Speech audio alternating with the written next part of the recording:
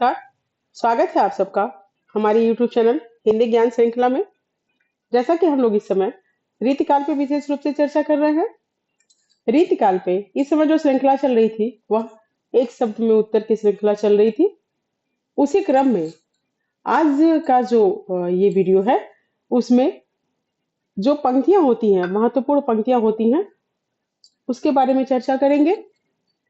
रीतिकालीन कवियों की महत्वपूर्ण काव्य पंक्तियों के बारे में विचार करेंगे, क्योंकि बहुत सारा प्रश्न ऐसा भी आता है कि कुछ पंक्ति देता है और पूछता है कि इसके रचयिता कौन है या इसके कृतिकार कौन है। तो आज हम लोग प्रमुख पंक्तियों पर ही विशेष रूप से विचार करेंगे। जैसा कि इससे पहले जो भी था, वो जो आप लोग का बहुविकल्पीय प्रश्न होता है उसको हम एक शब्द में उत्तर के माध्यम से आप लोग को बताएं। उसमें विकल्प हमने नहीं दिया था, एक शब्द में ही उत्तर उसका हमने दिया था। उसी प्रकार से अब ये जो पंक्तियां हैं इसमें भी मैं विकल्प नहीं दूंगी, सीधे पंक्तियां प्रश्न में होंगी और उत्तर में जिसकी वो कृति रहेगी उसका नाम रहेगा, क्योंकि विकल्प देने से काफी कंफ्यूजन हो जाएगा। और इसी क्रम में सबसे पहले रीतिकालीन कवियों की महत्वपूर्ण पंक्तियों का जो ये आज क्रम शुरू हो रहा है, उसमें सबसे पहले जो हम लोग देखेंगे, देखिए रीति काल के वर्गीकरण के बारे में अगर चर्चा करें तो 3 वर्ग में विभाजित है: रीतिबद्ध कवि, रीति सिद्ध कवि और रीति मुक्त कवि। तो आज का ये जो वीडियो है इसमें रीतिबद्ध कवि और रीति सिद्ध कवि की पंक्तियों पर विचार करेंगे। आइए शुरू करते हैं। सबसे पहले देखते हैं रीतिबद्ध कवियों की पंक्तियों पे। रीतिबद्ध कवियों के बारे में अगर हम आपको बताएं, पिछले जब व्याख्यान हुआ था, विस्तृत व्याख्यान में रीति सिद्ध, रीतिबद्ध और रीति मुक्त कवियों पे विशेष रूप से विचार हुआ था। आज इसके बारे में भी थोड़ा सा बताते हैं। अगर रीतिबद्ध कवियों के बारे में कहें तो इस वर्ग में वे कवि आते हैं जो रीति के बंधन से बंधे हुए हैं, अर्थात जिन्हें रीति ग्रंथों की रचना की है जिन्होंने, और इसी के साथ लक्षण ग्रंथ भी लोगों ने लिखा है। इन कवियों में प्रमुख रूप से अगर देखा जाए तो चिंतामणि, मतीराम देव, जसवंत सिंह, कुलपति मिश्र, मंडल, सुरति मिश्र, सोमनाथ, भिखारी दास, दुल्लह, रघुनाथ, रसिक गोविंद और प्रताप सिंह, इसी के साथ ग्वाल, ये कवि जो है ये रीतिबद्ध कवि है। और अगर रीतिबद्ध कवियों के बारे में देखिए, रीति का अर्थ होता है काव्यांग निरूपण। यहाँ रीति का जो तात्पर्य होता है तो वो काव्यांग निरूपण, जो कवि जो है लक्षण ग्रंथों की रचना की है या जिन्होंने रीति ग्रंथों की रचना की, उन्हें रीतिबद्ध कवि कहते हैं। अगर रीति मुक्त कवि की बात करें तो उसमें इस वर्ग में वे कवि आते हैं जिन्हें रीति के बंधन से पूर्णतः मुक्त है और उन्होंने उन्हें जो है जो ग्रंथ लिखे, लक्षण ग्रंथों की रचना नहीं की, उन्हें लक्षण ग्रंथों की, उन्हें रीति की पूरी जानकारी थी, फिर भी उन्होंने लक्षण ग्रंथों की रचना नहीं की। और उनके जो वृत्तियां हैं वह, जो उनकी प्रवृत्तियां थी वही काव्य में उनके मुख्य रूप से उनकी आत्मिक अनुभूति थी वही प्रकट हुई। और अगर रीति सिद्ध कवियों के बारे में देखें तो उसमें बिहारी ही एक ऐसे हैं जिसे रीति सिद्ध के रूप में कहा जा सकता है।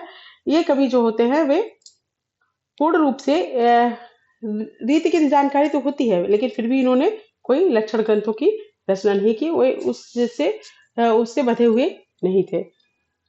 चलिए शुरू करते हैं। आज का जो विषय है रीतिबद्ध कवियों की पंक्तियों से सबसे पहले शुरू करते हैं। पहला देखते हैं, इसमें पहली जो पंक्ति है, छोड़ आपनो भौन, तुम भौन कौन को जात हो। इस पंक्ति के बारे में अगर देखें तो रुकिए, इस पंक्ति को मैं पूरी पंक्ति को आपको बताती हूँ, क्योंकि पूरी पंक्ति उसमें लिखना संभव नहीं था, इसलिए एक पंक्ति हमने लिखा है, दूसरा पंक्ति मैं बोल के बता देती हूँ। छोड़ आपनो भौन, तुम भौन कौन को जात हो। यह पंक्तियां जो हैं वह मतीराम जी की हैं। इसी के साथ अगर दूसरा देखें तो दूसरी पंक्ति जो है,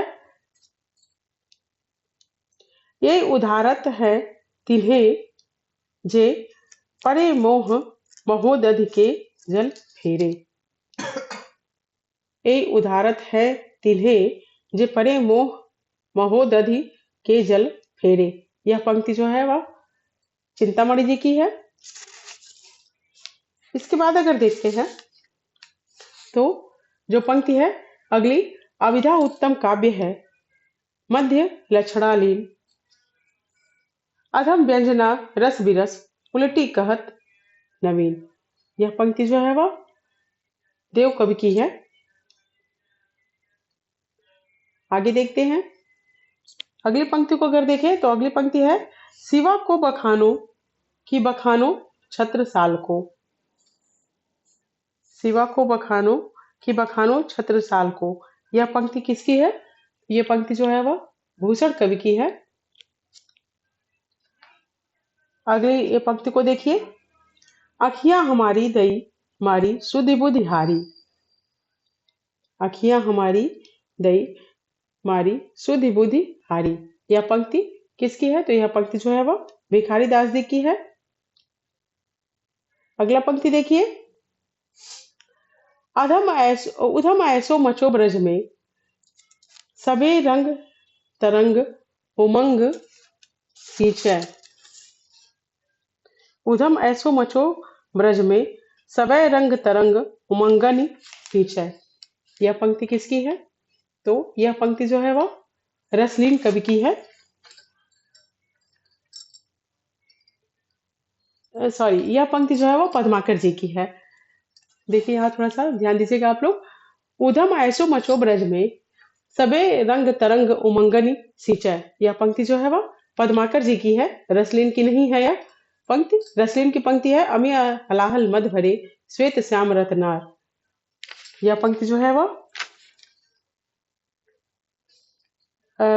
रसलीन की है, अमी हलाहल मद भरे श्वेत श्याम रतनार, जियत मरत झुक झुक परत जय चितवत एक बार। पूरी पंक्ति यह है रसलीन की, अमी हलाहल मद भरे श्वेत श्याम रतनार, जियत मरत झुक झुक परत जय चितवत एक बार। यह पंक्ति रसलीन की है। और इससे पहले जो पंक्ति थी, उधम ऐसो मचो ब्रज में, सबे रंग तरंग उमंगन सींचै, यह पद्माकर जी की पंक्ति थी। चलिए आगे देखते हैं। ये थे रीतिबद्ध कवियों की चर्चा थी, जिनकी पंक्तियां थी। कुछ पंक्तियां ही आज आपके सामने रख रहे हैं। इसके बाद और पंक्तियों की अगली कड़ी में चर्चा करेंगे।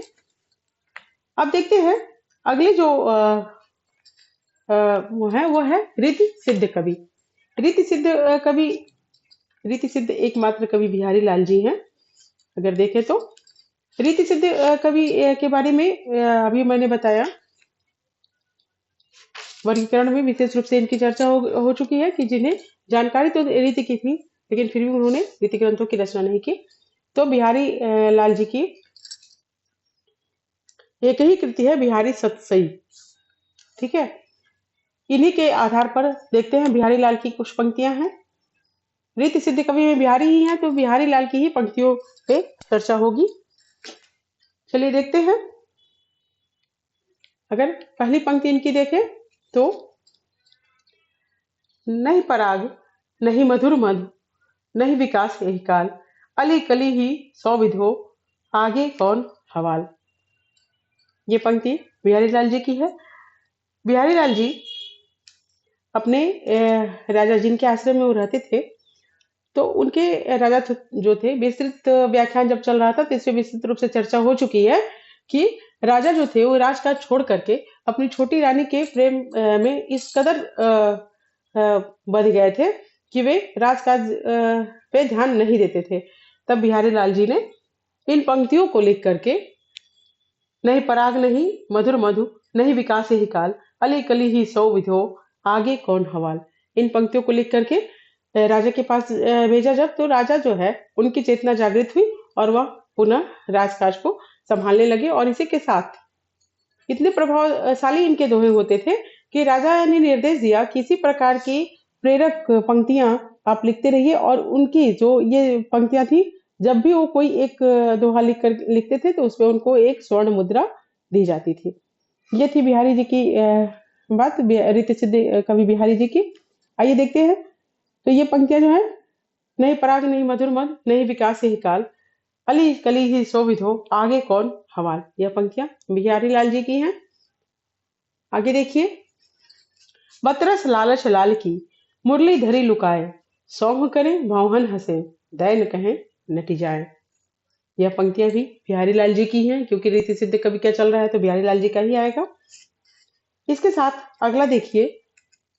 कनक कनकती सौ गुणी माँ देवता अधिकाय, वा खाए बहुराय नर वा पाए बहुराय। यह पंक्तियां भी बिहारी लाल जी की ही हैं। अगला देखिए।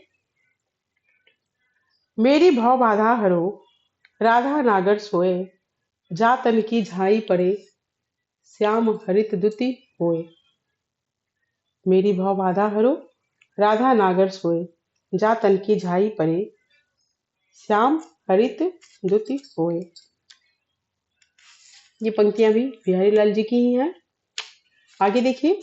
सोहत ओढ़े पीत पट श्याम सलूने गात, मनो नील मन शैल पर आतप पर्यो प्रभात। सोहत ओढ़े पीत पट श्याम सलूने गात, मनो नील मन शैल पर आतप पर्यो प्रभात। ये पंक्तियां भी बिहारी लाल जी की हैं। पूरी पूरी पंक्तियां मैं इसलिए आपको बता रही हूँ। देखिए, एक ही पंक्ति देता है हमेशा, पहली पंक्ति ही आती है। प्रश्न में जो भी आता है पहला पंक्ति ही आता है, लेकिन मैं पूरी पंक्तियां आपको बता रही हूँ क्योंकि ये बिहारी लाल जी की ही सारी कृतियां हैं। अगला देखिए। शीश मुकुट, नहीं, अगला प्रश्न है। या अनुरागी चित्त की गति समझे नहीं कोय, ज्यो ज्यो बूढ़ो श्याम रंग त्यों तो उज्ज्वल होए। या अनुरागी चित्त की गति समझे नहीं कोय, ज्यो ज्यो बूढ़ो श्याम रंग त्यों तो उज्ज्वल होए। ये पंक्ति भी बिहारी लाल जी की ही है। अगला देखिए। अगली पंक्ति है। शीश मुकुट कटिकाछनी, शीश मुकुट कटिकाछनी कर मुरली उर माल, इह वानिक मो मम बसो सदा बिहारी लाल। शीश मुकुट कटिकाछनी कर मुरली उर माल, इह वानिक मो मन बसो सदा बिहारी लाल। ये पंक्तियां भी बिहारी जी की ही हैं। अगला देखिए।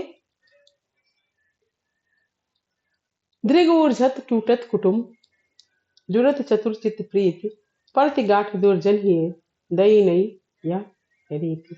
दृग ऊर्जत टूटत कुटुम जुरत चतुर चित प्रीति, परत गांठ दुर्जन हिए दई नई या रीति। यह पंक्तियां भी बिहारी लाल जी की ही हैं। देखिए, ये थे रीतिबद्ध कवि और रीति सिद्ध कवि बिहारी लाल जी पे चर्चा। आज का यह वीडियो यहीं समाप्त करते हैं।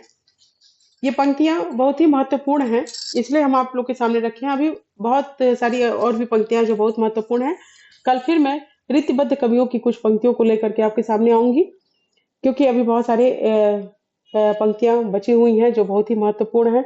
अभी तो ये एक एक पंक्ति ही मैंने दिया है रीतिबद्ध कवियों के बारे में। बिहारी लाल जी की कुछ ज्यादा ही महत्वपूर्ण पंक्तियां जो थी उनको दे दिया है, तो वो रीति सिद्ध कवि तो हो गए हैं बिहारी लाल जी। रीतिबद्ध की पंक्तियां मैं दूंगी और फिर उसके बाद रीति मुक्त कवियों की बारी आएगी। तो मिलते हैं कल के वीडियो में। तब तक के लिए अगर आप लोगों को मेरा यह प्रयास अच्छा लगे तो मेरी वीडियो को लाइक कीजिए, चैनल को सब्सक्राइब कीजिए, शेयर कीजिए और लोगों को भी। और अगर आप लोगों को कुछ जानने की इच्छा हो तो कमेंट करके जरूर पूछिए। और ये जो पंक्तियां हैं ये हायर एजुकेशन के लिए बहुत ही महत्वपूर्ण है, तो इस पे आप लोग बहुत ध्यान पूर्वक इसको पढ़िएगा। 2-4 बार अगर सुन लेंगे, क्योंकि इसमें लिखने में तो एक एक पंक्ति ही हमने लिखा है, लेकिन पूरी पूरी पंक्तियों को मैं सुना करके आप लोग को बताई हूँ। अगर ये 2-4 बार आप लोग सुन भी लेंगे तो भी आप लोग को लाभ होगा इससे। उम्मीद है कि मेरे इस वीडियो से आप लोग को ज्यादा लाभ होगा, हायर एजुकेशन वालों को, जैसे कि नेट जेआरएफ सीटेट, इसके साथ जो आजकल एग्जाम होने वाला है सीटेट वगैरह का और केबीसी वगैरह का भी एग्जाम होने वाला है। जितने भी हायर एजुकेशन वाले हैं एग्जाम, उसमें आप लोग को अवश्य लाभ होगा। बहुत ध्यानपूर्वक इन पंक्तियों को सुनिएगा और मुझे पूरा उम्मीद है कि अगर आप लोग 2-4 बार इसको सिर्फ सुन भी लेंगे ऑडियो की तरह से तो भी आप लोग को इससे बहुत लाभ होगा। मिलते हैं कल की वीडियो में, तब तक के लिए धन्यवाद।